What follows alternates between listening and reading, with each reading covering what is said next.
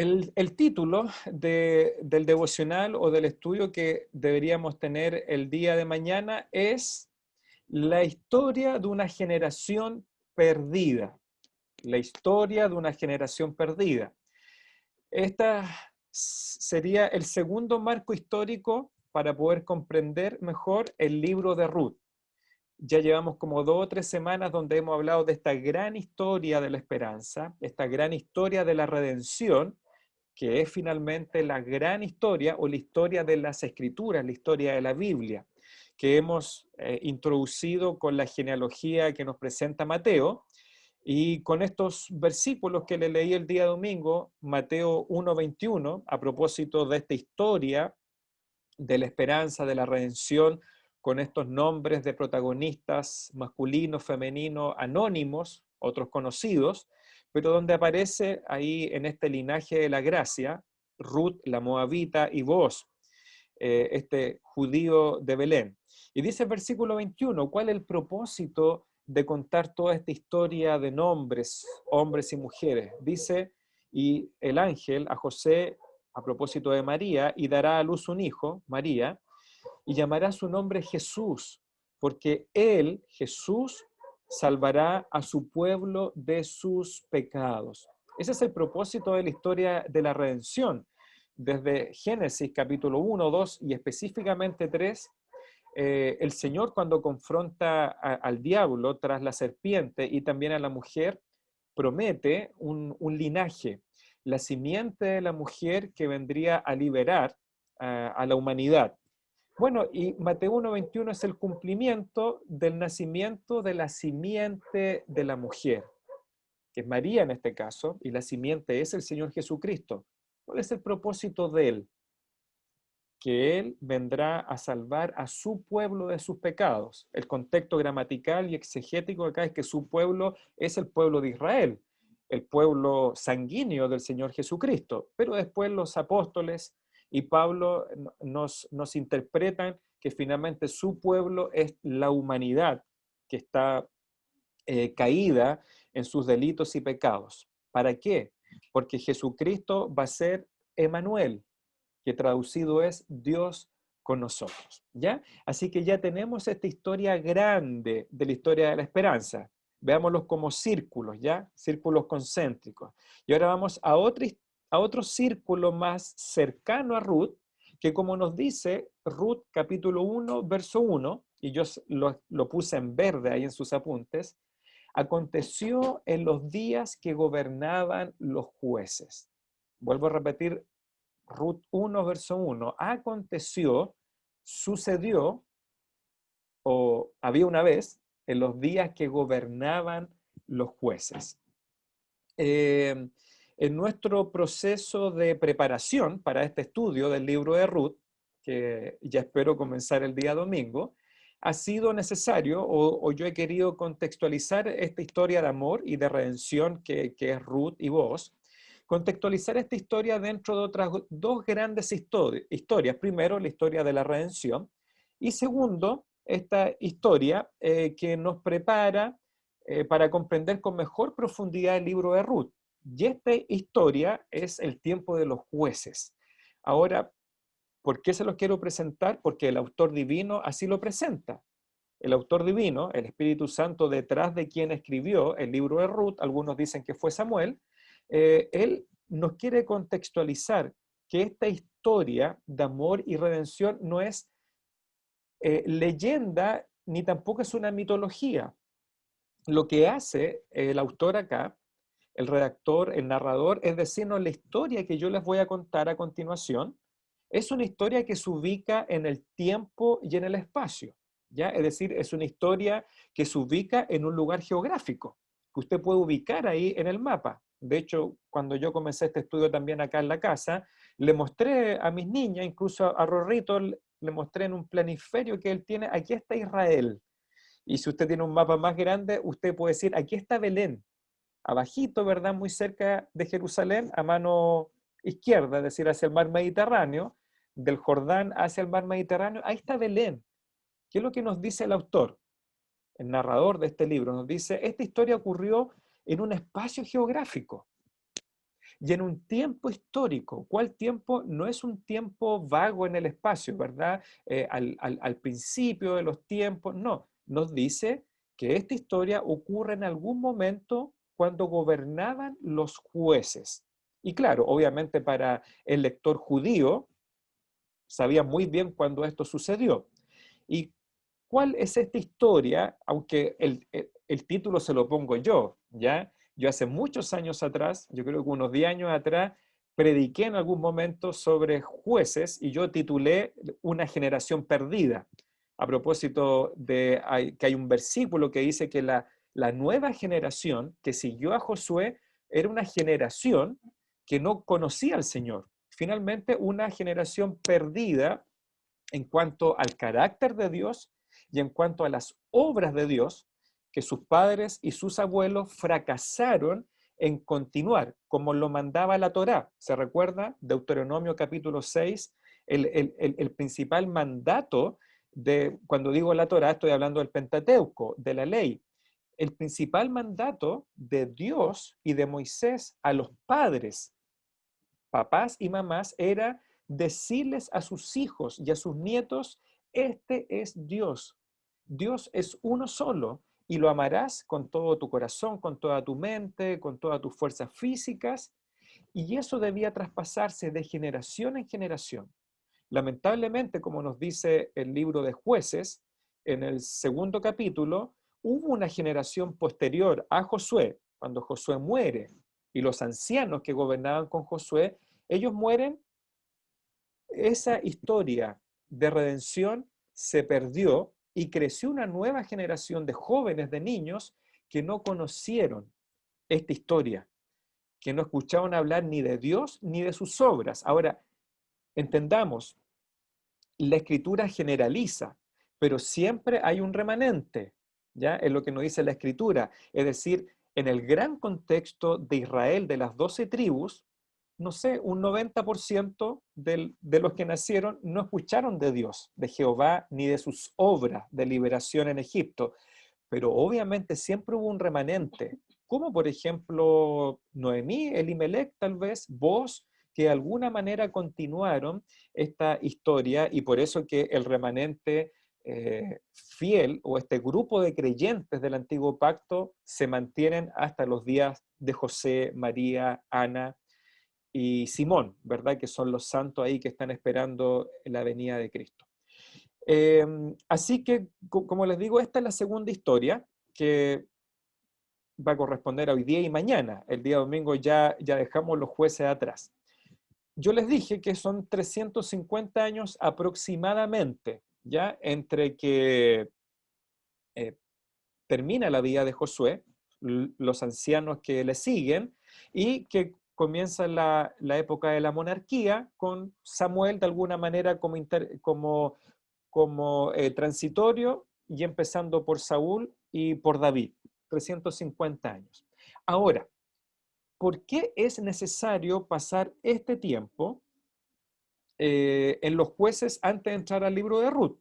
Porque como les digo, así lo propone el autor divino. Aconteció en los días que gobernaban los jueces. Y yo le hago una pregunta acá, que ustedes podrían hacer a sus hijos mañana, a quienes no van a escuchar este mensaje hoy día. ¿Cómo era vivir en los años cuando gobernaban los jueces? ¿Cómo era vivir en ese tiempo? Eh, no sé si a la hermana Electra le hubiese tocado vivir en esos años, o a mi hermana Patricia, o a Alejandro, o a Cristian como varones. eh, ¿Cómo era vivir en ese contexto histórico, en ese periodo de tiempo? ¿Ya? Extenso, son casi 4 siglos. Bueno, la Biblia nos dice, de alguna manera, cómo sería vivir. La última frase del libro de Jueces, es decir, una página anterior a Ruth, aunque no significa eso que Ruth justo vive ella al final de los jueces, sino más bien al principio. Pero mire cuál es el epitafio. Todos saben lo que es un epitafio, ¿verdad? El epitafio es lo que se escribe en la tumba, ahí cuando alguien fallece, como un resumen de su vida. Bueno, el epitafio de este periodo de los jueces se encuentra en la última frase o versículo del libro de Jueces, 21-25, está en sus apuntes. Dice, en estos días no había rey en Israel. Cada uno hacía lo que bien le parecía. Y esto se repite varias veces en los últimos capítulos de Jueces. En estos días, en este periodo histórico, no había rey en Israel. Cada uno hacía lo que bien le parecía. Ahora, esta frase puede sonar media ambigua. Bueno, ¿qué significa esto? Cada uno hacía lo que bien le parecía. También se repite varias veces y yo pongo un solo versículo, Jueces 6:1. Los hijos de Israel hicieron lo malo ante los ojos de Jehová. Es decir, sabemos que no había un rey, un monarca humano, pero esto también tiene su segunda lectura, porque siempre hubo un rey sobre el pueblo de Dios, y ese rey era Jehová el Señor. Él siempre fue el, la roca, el redentor, la nube, la columna de fuego, quien guiaba al pueblo. Él utilizaba obviamente intermediarios humanos. En su minuto utilizó a Moisés, a Josué, pero lo que nos dice esto es que había cierta disolución en la autoridad sobre el pueblo de Israel. Los jueces, como usted va a leer o escuchar en los resúmenes que le envío o que le adjunto, los jueces eran gobernadores tribales, es decir, si surgió Sansón, Sansón no es que gobernó sobre las 12 tribus, él liberó su tribu, una más, en un contexto geográfico muy, muy pequeño, o Gedeón, o Ahod, o Débora con Barak, ellos fueron líderes tribales, no lograron unificar a todo el pueblo de Israel. Pero lo sintomático era que no había rey en Israel y por lo tanto cada uno hacía lo que bien le parecía. Y yo en los apuntes le escribo ahí todos los versículos donde nos narran con un mejor entendimiento lo que ellos hicieron. Y yo se los voy a compartir por si usted quiere ver conmigo acá. Hice una selección, yo se lo escribo, las citas, pero aquí yo tengo los tengo escritos, ¿ya? En un PDF, para que usted vea conmigo que es muy... Ahí sí. Se puede ver un texto ahí al frente, ¿no? Sí, ya. Voy a tratar de ponerlo, bueno, no puedo ponerlo más grande. Ya. Mira acá, yo les voy a ir mostrando, o por lo menos leyendo. ¿Qué es lo que pasa aquí, hermanos y hermanas? Todo surge con la desobediencia del pueblo de Israel. Dios les había dicho en los tiempos de Josué que ellos debían expulsar, erradicar a todos los habitantes de Canaán, de la tierra prometida, ¿ya?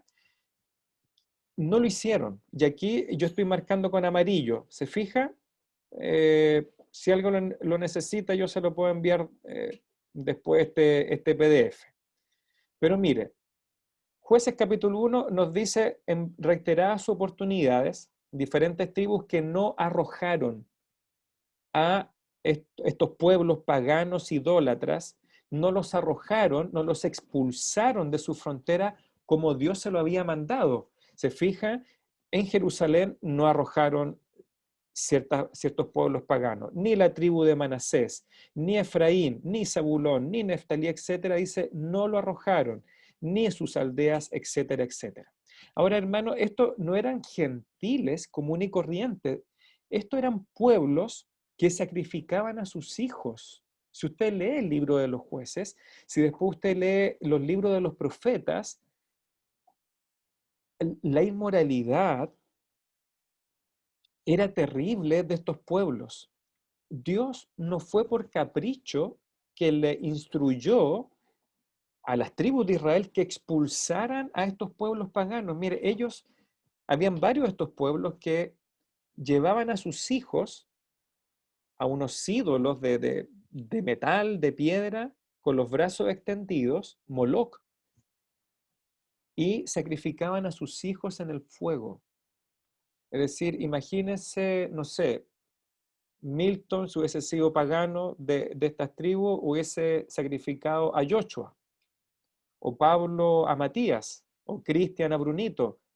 ¿Se imagina la crueldad, lo pagano que era eso?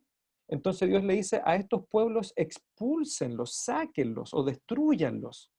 Por otro lado, muchos de estos pueblos tenían prácticas totalmente inmorales, aberrantes, que no voy a mencionar en este contexto visual, pero de inmoralidad sexual terrible que Dios había prohibido en la ley, en Levítico, en Deuteronomio. Y justamente Dios le dice, expulsen a estos pueblos, porque si no los expulsan, finalmente ellos van a contaminar al pueblo de Israel y su adoración. ¿Qué es lo que sucedió? Mire, Jueces capítulo 2. Dice, aquí en Jueces capítulo 2, estoy ahí subrayándolo. ¿Se fija? Dios le había dicho que él, el Señor, no iba a invalidar el pacto con ellos. ¿Ya? Ahí estoy haciendo crecer el texto. ¿Qué es lo que hicieron ellos? No escucharon, no atendieron la voz de Dios. ¿Se fijan? Dice, no habéis atendido a mi voz. Y Dios les pregunta, ¿por qué hicieron esto? Y como consecuencia, este pueblo va a ser un tropiezo para ustedes. Y esto es como algo positivo. El pueblo en amarillo había servido a Jehová todo el tiempo de Josué y todo el tiempo de los ancianos que sobrevivieron a Josué. Esta es la generación de alguna manera virtuosa. Esto es lo que marca un liderazgo. Obviamente un liderazgo por gracia de Dios, pero los líderes tienen que obedecer, es decir, están ahí, llegan ahí por gracia de Dios, no por mérito. Pero cuando Dios pone a estos líderes como Josué, bueno, ellos son los que tienen que guiar al pueblo, y Josué guió al pueblo, influyó a los ancianos que eran los subordinados a Josué, incluso muere Josué y estos ancianos siguen llevando al pueblo para servir a Dios. Pero cuando ellos mueren, como dice acá, se levantó después de ellos otra generación, otro descendiente que no conocía a Jehová ni la obra que él había hecho por Israel. Por eso el título de los apuntes es La historia de una generación perdida. Se levantó después de ello otra generación que no conocía a Jehová. ¿Cómo sucede eso? ¿Cómo llega a suceder eso? Padres, yo veo aquí a mi hermano Cristian Vega, hermano sanguíneo. Ya no veo ningún otro varón aquí por ahora. Yo sé que Milton está ahí atrás de la cámara haciendo algunas cositas, pero escuchando. Y yo le pregunto a Cristian, o a Milton, o a mí, y a los varones que están acá por Facebook, ¿cómo puede ser que surja una generación de hijos y de hijas que no conozcan a Jehová? Bueno, esa generación, ¿dónde surge el problema? Y no es el propósito mío profundizar tanto, pero si surge una generación que no conoce a Dios ni las obras de Dios, esa es responsabilidad de esos padres, de esos abuelos, de esas abuelas, de esas madres. Y aquí, hermano, yo quiero hacer una aplicación inmediata. ¿Qué es lo que está sucediendo con nosotros padres en este tiempo de pandemia? Usted, papá, que me está mirando acá a través de la pantalla o por Zoom, o varios otros por Facebook, y probablemente otros verán esta enseñanza después cuando la suba a YouTube, papá, mamá, y le estoy mirando fijamente a los ojos.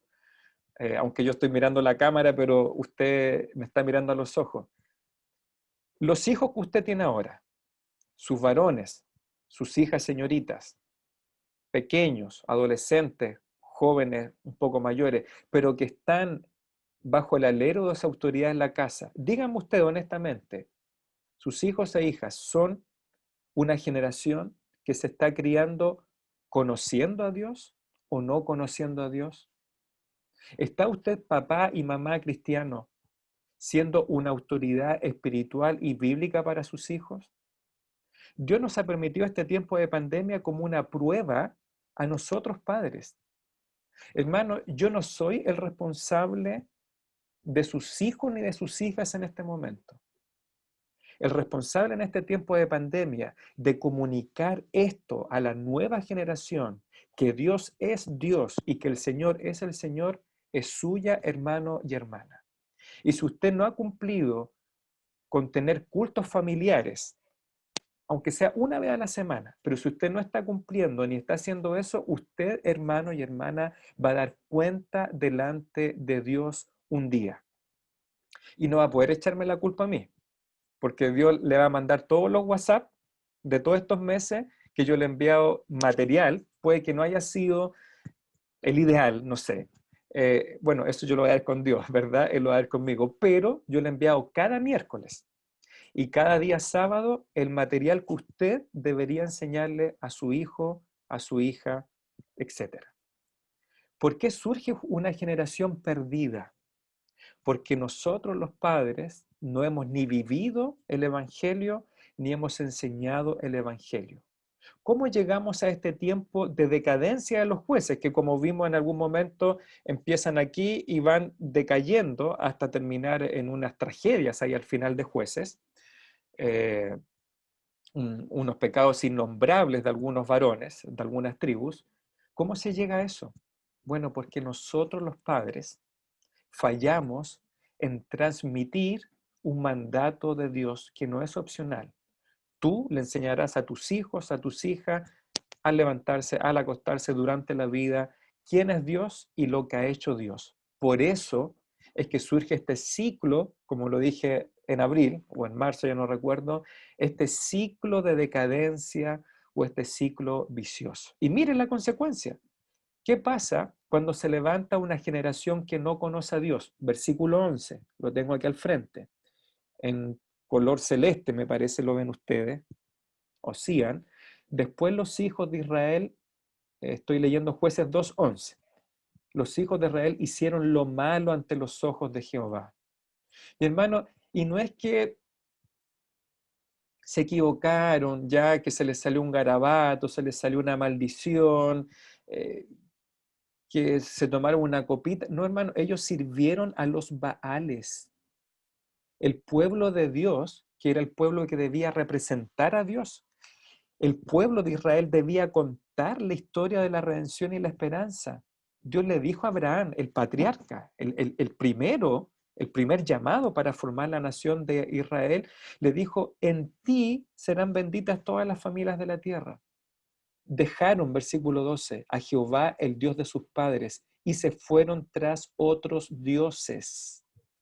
Adoraron a los cuales adoraron. Dejaron a Jehová, adoraron a Baal y a Astarot.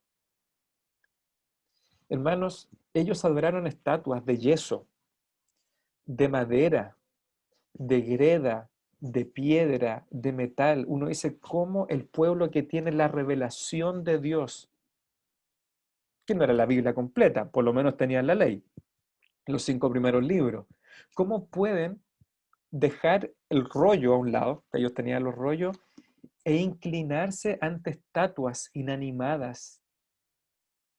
¿Cómo pueden ofrendar sus hijos a estatuas inanimadas?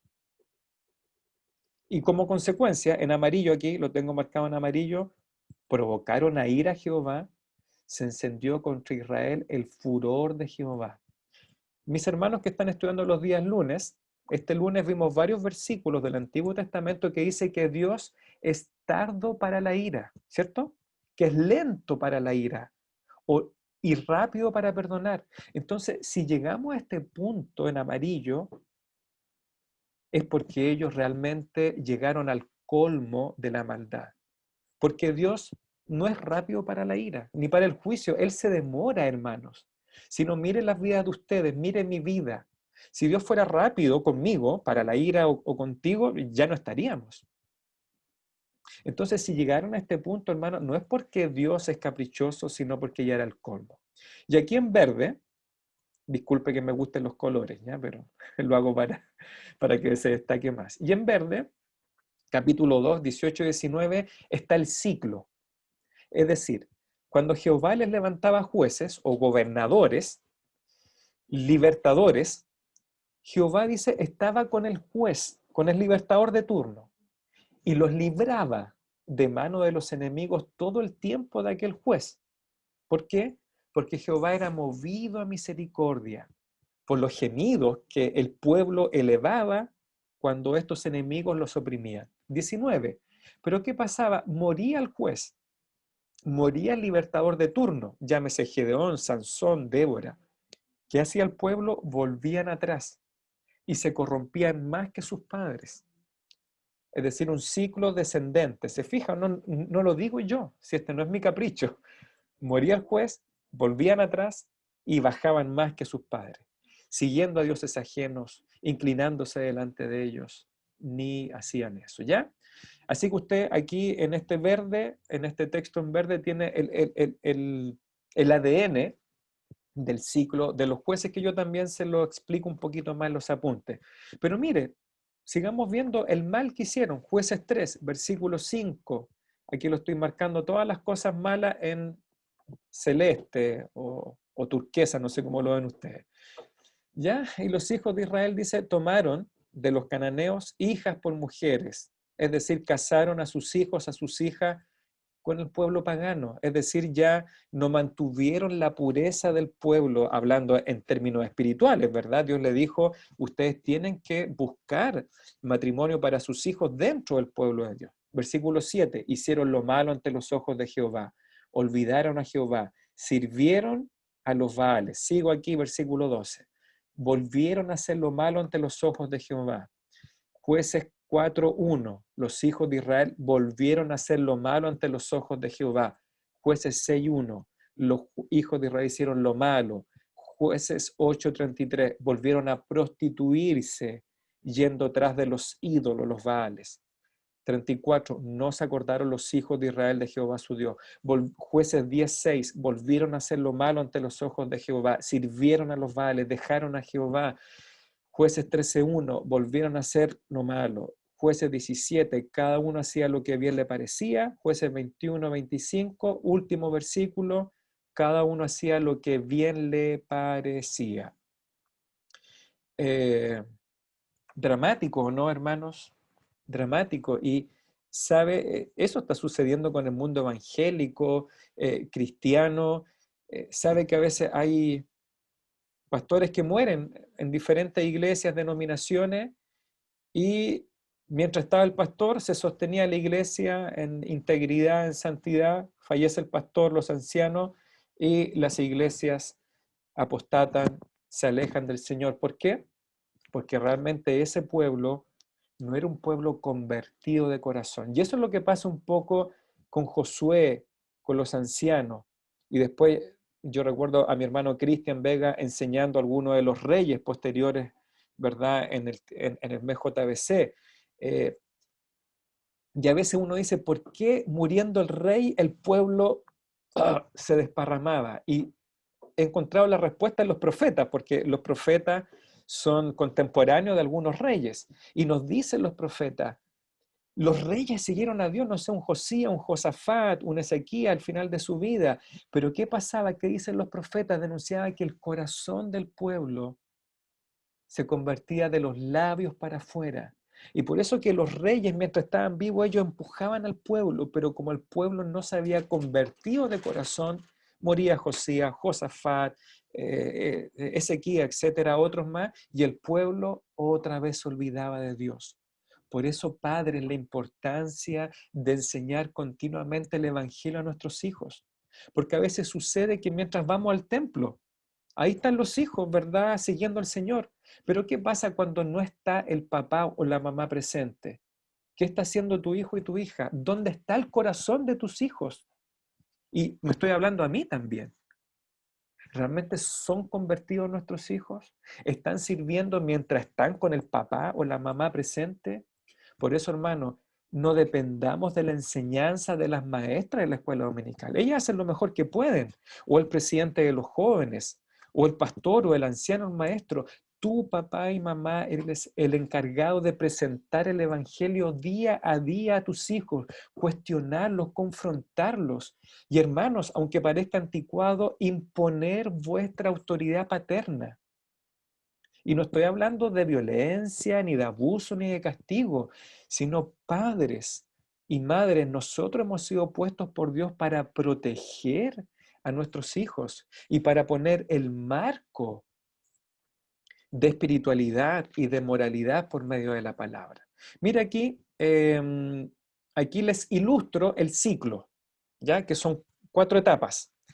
Y aquí yo se lo ilustro en un mismo texto. Mire Jueces 3.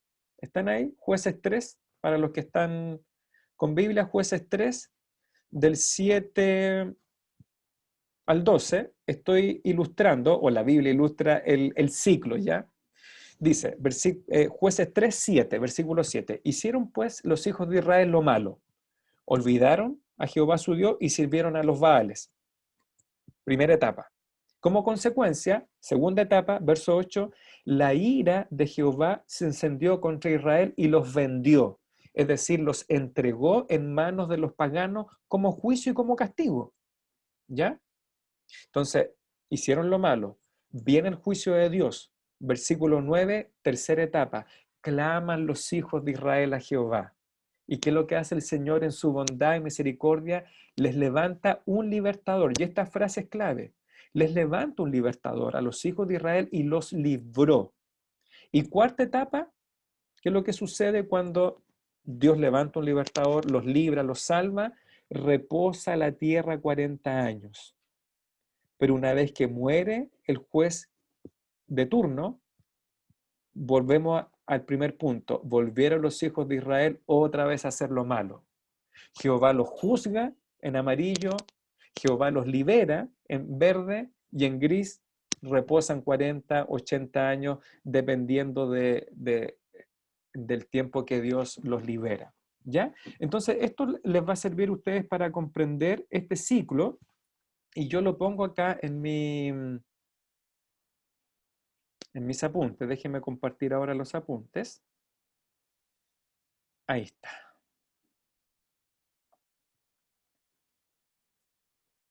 Ahí yo les pongo mis apuntes ya. Voy a correrme un poquito para el lado para que puedan verlo más grande. Aunque eso usted lo va a tener en su celular. Se fija ahí estoy marcando ciertos aspectos. Y aquí al final, en la segunda página, están las 4 etapas de este ciclo que usted puede identificar. ¿Ya? Y los versículos correspondientes y las 2 ayudas audiovisuales, si usted quiere las toma, si no, bueno, no las tome, ¿ya? Y hermano, ahora quiero ya para terminar seguir con esto. ¿Cómo era vivir en los tiempos que gobernaban los jueces? Bueno, dice aquí, esto inmediatamente nos informa que la hermosa historia de amor, se los marco acá, ¿ya?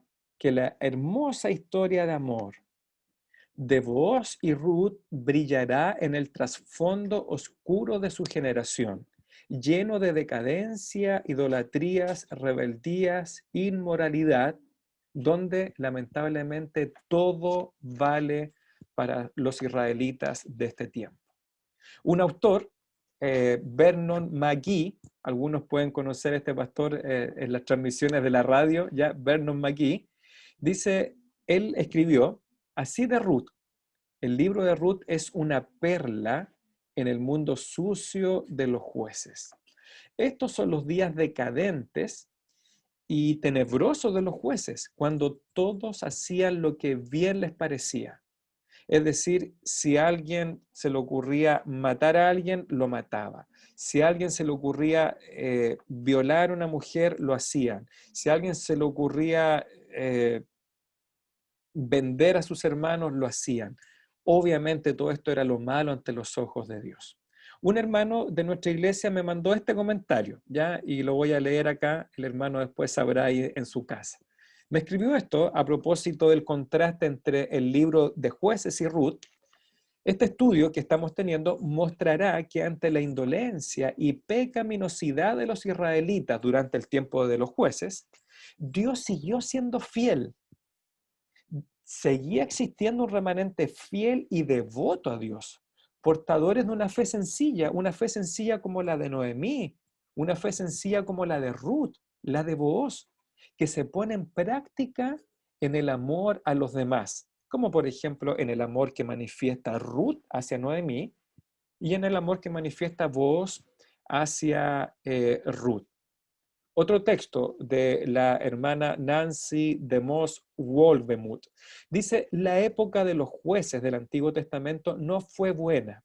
La descomposición espiritual y moral profundamente arraigada devoró el alma la integridad de la nación de Israel. El pueblo elegido de Dios rechazó a aquel Dios que los había rescatado de Egipto en manera tan poderosa y los había establecido en la tierra próspera de Canaán. Entre el pueblo de Israel, entre las tribus, reinaba la anarquía.